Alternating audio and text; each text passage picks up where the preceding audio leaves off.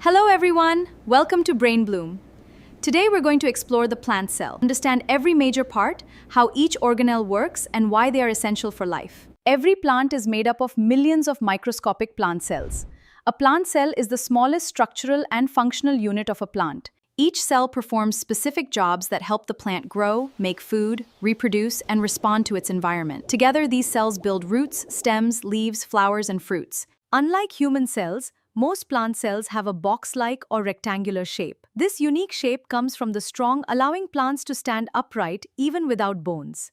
The cell wall is the outermost protective layer of the plant cell. The cell wall protects the cell from damage. Think of it sturdy walls of a house, keeping everything inside safe. Just inside the cell wall is the cell membrane. It is thin and flexible, controlling what enters and leaves. Water, nutrients, and oxygen can enter, while waste products leave. This selective movement helps maintain a healthy environment inside the cell. Can you name the difference between the cell wall and the cell membrane? Pause the video and write your answer in the comments before we continue. Now let's move inside the cell. This jelly-like material is called the cytoplasm. It fills the space inside the cell and surrounds all the organelles. The cytoplasm provides support, transports nutrients, and is the place where many important chemical reactions occur. Think of it as the workspace where the cell carries out its daily activities. This is the nucleus, often called the brain or control center of the cell. It contains DNA and survival. Every activity inside the cell is controlled by the nucleus. One of the most unique parts of a plant cell is the chloroplast. Chloroplasts contain chlorophyll, the green pigment that absorbs sunlight. Using sunlight, water, and carbon dioxide, plants make their own food through a process called photosynthesis. During this process, oxygen is also released into the atmosphere. The large central vacuole is one of the biggest organelles in a plant cell. It stores water that keeps the plant firm and upright. Without enough water, plants begin to wilt. Although plants make food in chloroplasts, they still need energy. The mitochondria convert glucose into ATP. They are the powerhouse of the cell. These tiny structures are called ribosomes.